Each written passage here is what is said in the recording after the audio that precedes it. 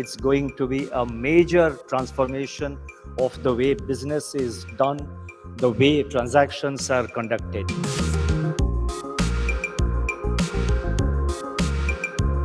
It's a historic moment.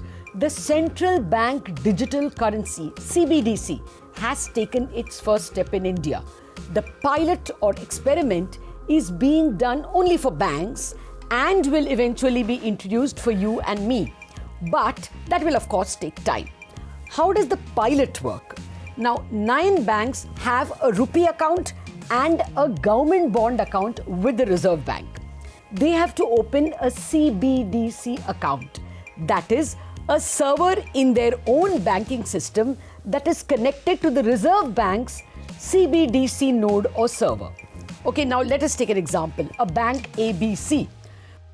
As a first step, the bank ABC sends a note or an indent to Reserve Bank asking it to transfer, say, 100 crores from its rupee account in RBI to its CBDC account in RBI.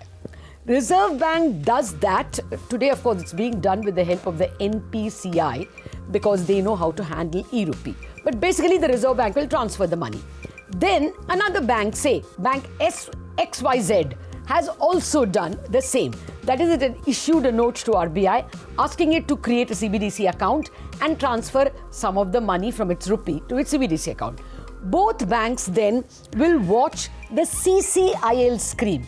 The CCIL is like an exchange for bonds, like stock exchange for stocks.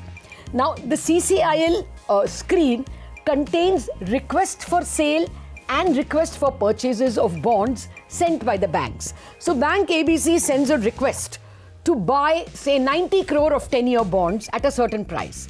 Bank XYZ has those bonds and it likes the price that is quoted. So, it agrees to sell. It clicks. The orders are placed at the CCIL, which is connected to the Reserve Bank's CBDC node that I spoke about.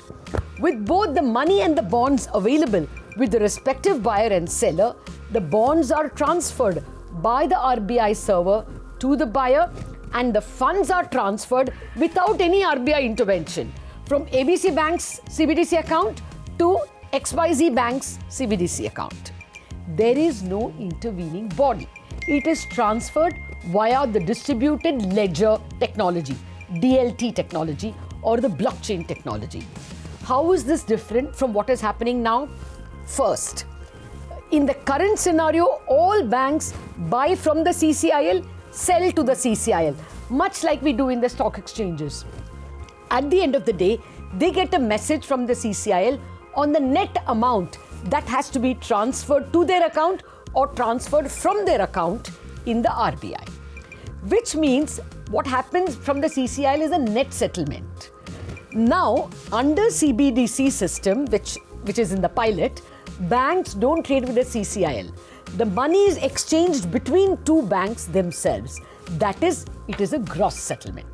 Second difference, at the moment it takes over a day for CCIL to match all the trades and arrive at the net amount and then transfer the net amounts.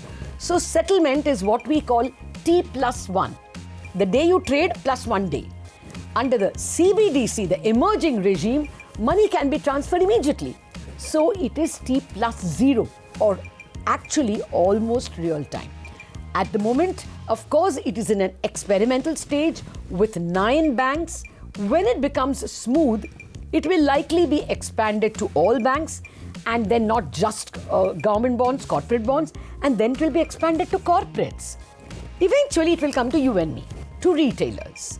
We can transfer some CBDC, that is, like taking money from a ATM and put it in our wallet, and we can pay each other like we take out a note from our purse. I personally think it may not make a big difference to you and me, since at the moment we can use Google Pay.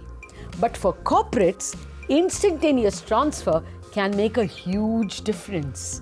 Eventually, it can even go cross-border. But that we will see.